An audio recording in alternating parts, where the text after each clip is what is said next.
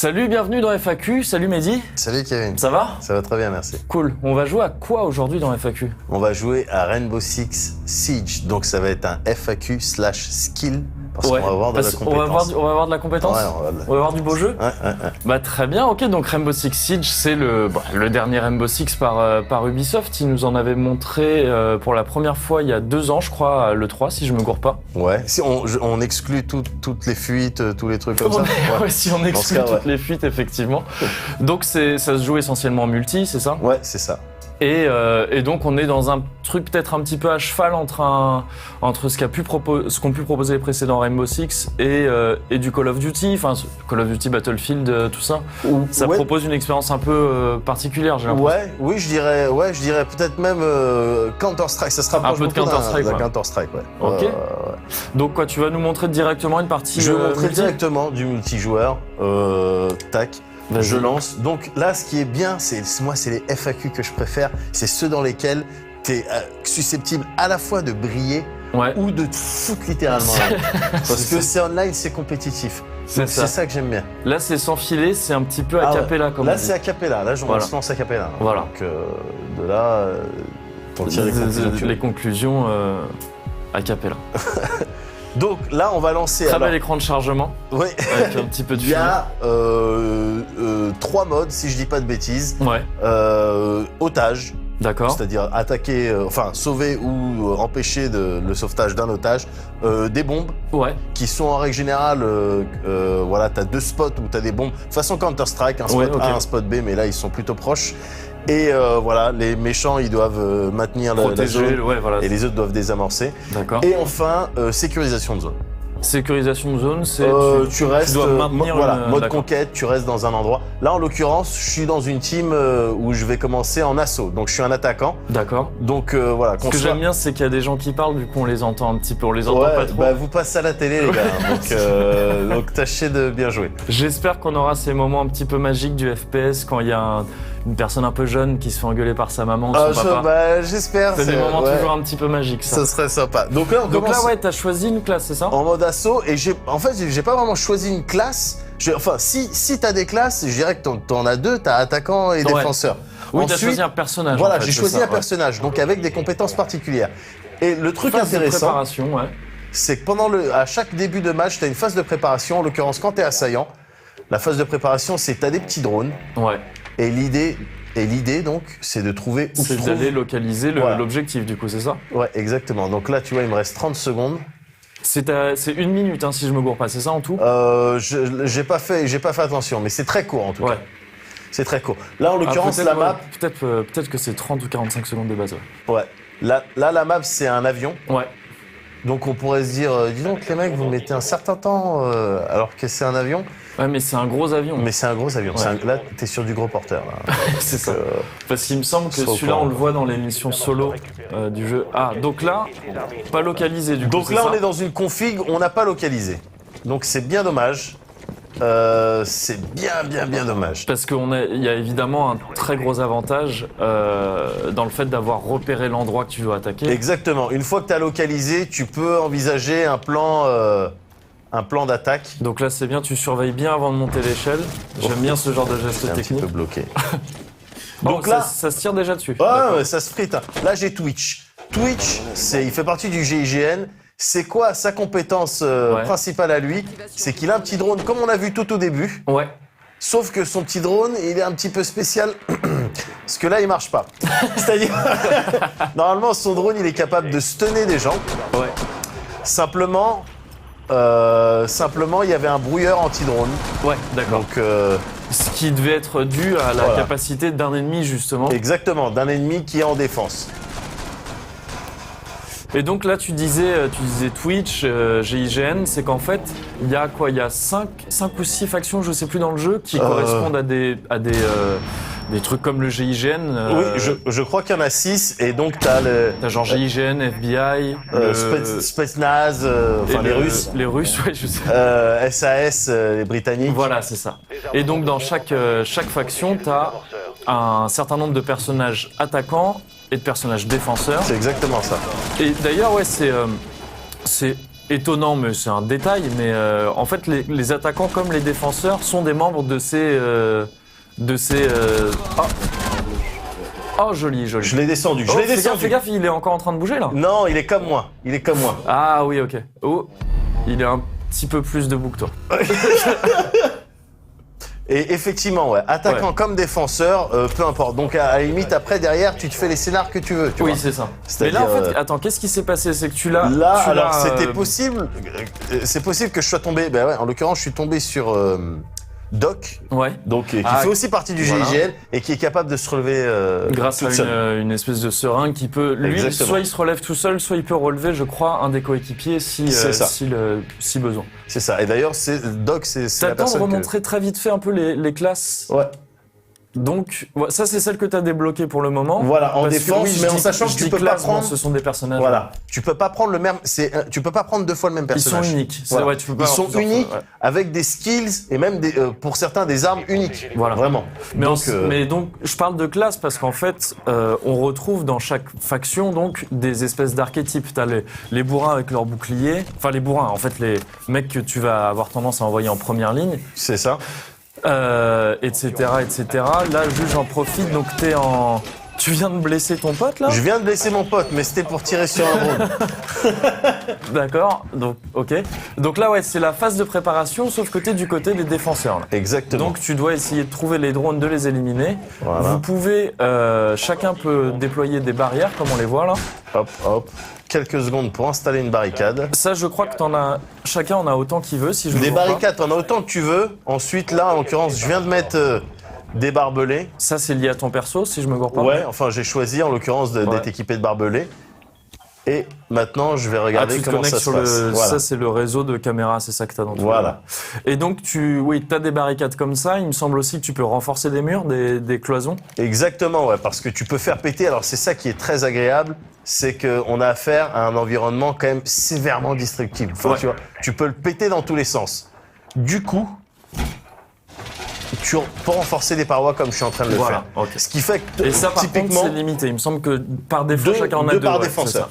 Deux par défenseur, mais ça, typiquement, les balles, elles passent pas à travers. Tu vois. Après, tu peux faire péter si t'es... Avec des munitions avec des plus lourdes, explosifs. des explosifs, voilà. Exactement. Et il y a un petit détail que j'aime bien, c'est que sous les barricades que tu viens de placer, là, les portes, il y a un petit interstice qui fait que tu vois quand même le passage, tu vois le mouvement. Ça peut laisser passer les drones, mais voilà, ça te coupe pas totalement le champ de vision. Et là, tu vois, je viens de repérer une personne qui est juste en face, à travers ma caméra. Donc là, quand tu repères quelqu'un, toute ta team est au courant. Personne. Okay. Donc là, j'avais donné des billes précieuses à cette personne qui aurait pu tirer à travers la paroi pour le flinguer. Elle en a décidé autrement. Écoute, so much for the teamwork. Voilà. Et voilà, maintenant, ça commence à flashbanger dans tous les sens. Là, je commence à paniquer. Voilà, t'es dans ta petite pièce. Toi, en fait, là, il faut protéger une bombe qui est où? C'est le petit truc jaune qu'on voit, je suppose. C'est ça. Ouais, ok. C'est ça. Enfin, mais là, si tu veux, là, je suis en embuscade, là, quand même. Ouais. Donc, de là... Ok, ça flashbang un petit peu dans tous les sens. Ok, easy. Vous vous retrouvez donc à 3 partout, là. Là, donc, en fait, les manières de gagner pour vous sont soit d'avoir... pour les défenseurs, c'est soit d'avoir laissé couler le temps sans qu'ils aient réussi à localiser de bombes. Exactement. Soit en les éliminant tous, j'imagine, les attaquants. Ouais. Et aussi, peut-être, est-ce qu'il y a moyen de faire exploser les bombes s'ils se... Ah, joli. S'ils font pas gaffe. S'ils tirent dessus des trucs comme ça. Parce que je sais qu'en cas d'otage, ils peuvent sans faire gaffe. Les attaquants, si tu élimines les otages sans faire gaffe... en cas d'otage, les attaquants peuvent perdre s'ils shootent l'otage. Ouais. Mais en shootant la bombe, non, tu risques pas de la faire péter. D'accord, ok. Et j'imagine qu'il suffit pas d'aller toucher la bombe, il y a une étape de diffuse comme... Alors, tu dois poser tout simplement un... Ah bah ouais, lui il est arrivé comme ça. Oui, il est arrivé en mode... tu sais, sur la pointe des pieds. Ouais, c'est ça.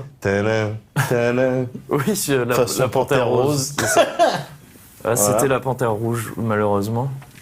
D'ailleurs, oui, le sang, je sais pas si c'est volontaire.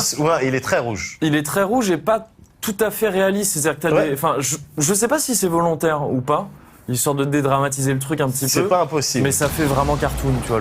Bah, ça fait très paintball. Mais ouais, voilà, c'est ça. Bon, c'est pas pour me déplaire, personnellement. Moi, c'est le genre de détail, bon, c'est pas... Il y a beaucoup de sang, c'est rien, mais bon... Oui. Disons que je m'en bats un petit peu les reins. Voilà. Donc là, ça s'éternise. Là, il lui reste pas beaucoup de secondes au monsieur. Et tu vois, là, je me découvre. Alors, là, ce que je peux faire... Vous êtes combien, là? Là, c'est 2 contre 1. 2 contre 1, d'accord. Ah oui, t'en as un qui est dans une... C'est ça. Près d'une des bombes. J'en ai un qui est au niveau des bombes. Du coup, si on veut utiliser du vocabulaire un petit peu technique, c'est il a les bombes en visuel. Bah ouais, mais là, c'est le cas. Ouais. Donc c'est un petit peu dommage, tu vois. Oh, c'est dommage, c'est dommage. Ouais. On voit là d'ailleurs que bon, on se fait vite éliminer. Enfin, je veux dire, c'est pas. Alors c'est simple, hein. Une balle dans la tête, c'est fini. Ouais, c'est fini. Quelle que soit l'arme, après. Quel que soit le délire, une balle dans la tête, c'est fini. En règle générale, 3-4 balles en fonction des personnages, parce qu'il y en a qui sont un petit peu plus. Mais 3-4 balles, voilà, tu rentres chez toi. Et si je me plante pas, il n'y a pas d'histoire de récupérer de la vie en restant caché ou des trucs comme ça. Non, tu récupères pas de la vie. Ouais. En revanche, comme tu as vu, quand tu te fais shooter, il est possible que tu passes par une étape de je suis pas bien. Auquel cas, tu peux laisser appuyer sur un bouton pour compresser la plaie et donc pour mourir moins vite. D'accord. Et éventuellement attendre qu'un de tes coéquipiers vienne te relever. D'accord. Voilà. Okay. Mais tu peux pas shooter quand t'es dans cet état. D'accord. Tu peux juste te déplacer, ramper un petit peu et voilà, rien faire. Donc là, ils ont 2 manches, nous on en a une. C'est en 5 manches, enfin c'est en 3 manches gagnantes. En 3 manches gagnantes, voilà. Donc a priori là, si on se démerde pas bien, ça peut être la manche décisive, ouais. Exactement. Donc là, je repasse en assaut. Ouais. Ok. Il y a un truc, moi, que je me demandais, parce que j'ai pu tester un petit peu le jeu aussi, mais j'ai vraiment pas fait énormément de parties, c'est au niveau des points d'apparition, entre guillemets, des bombes, justement, ou des objectifs. Est-ce qu'ils sont assez variés dans chaque map pour qu'il y ait un peu de suspense quand tu vas les chercher, quoi? Bah, ça change un petit peu, mais pour te donner un exemple, hier soir, j'étais sur des maps et on n'arrêtait pas de traîner en mode otage, et les otages, ils étaient systématiquement aux mêmes endroits. D'accord. Donc, voilà. Mais pour avoir joué, pour avoir fait plein d'autres sessions, non, il arrive que... Ça varie quand même un petit peu, et tu suffisamment pour trouver un intérêt dans la phase... De recherche tout au début. Donc là, tu as pris une classe avec un bouclier. Je les trouve pas mal conçus dans le sens où tu es très intimidant pour les ennemis quand tu as un bouclier comme ça. Ça te protège énormément. Ouais. Mais en revanche, tu as un flingue pas très puissant et qui, là, on voit le viseur. Tant que tu as le bouclier devant toi, c'est très dur de viser efficacement. Et donc, c'est ces personnages-là, ce genre de classe qui montrent très bien, je trouve, le côté extrêmement coopératif du jeu. C'est-à-dire que pour s'en sortir, là, malheureusement, on peut pas trop le montrer parce que tu joues avec des inconnus. Mais pour s'en sortir, généralement, il faut vraiment faire preuve de coopération, quoi. Enfin, c'est ça. Tu peux pas gagner en faisant le loup solitaire, là. Ouais. Et donc typiquement, avec ce genre de perso, t'es censé un petit peu arriver, passer devant et protéger tes potes, quoi. C'est ce que t'es en train de faire. C'est ce que je suis en train de faire un petit peu. Qu'est-ce qu'il me raconte? J'ai pas eu le temps de lire, Kevin. J'ai pas eu le temps de voir non plus, je suis désolé, j'ai pas fait gaffe. Ce que je vois par contre, c'était cette espèce de laser menaçant en bas. Ouais, flash. Ok, t'es toujours là. On voit là vite fait que mes coéquipiers sont morts. Voilà. Et tout le monde l'a quitté. Ah, ça devait être ça le message, que ton équipe avait le désamorceur en fait. Là, on voit à droite, il y a des espèces de picots sur les murs, enfin de petites croix. Ça indique que le mur est renforcé si je me gourre pas. Exactement. Et le truc, c'est que je me suis pas pointé avec des explosifs. Ouais. Donc tu peux pas... Et là, alors là, faut savoir que là, j'ai beaucoup de mal à voir. Ouais. Comme d'habitude, on a un retour assez moyen. Et en plus, il y a un truc que je trouve, je sais pas si tu l'as remarqué aussi. Aïe. Il y a un truc que je trouve pas mal dans le jeu, c'est justement ce jeu sur les ombres et les lumières. C'est-à-dire que si tu attaques une pièce ou une zone plongé dans l'ombre alors que toi t'es dans la lumière, on voit très très mal. Ouais. On voit très très mal et il y a un vrai avantage à se retrouver dans l'ombre pendant que les autres sont dans la lumière.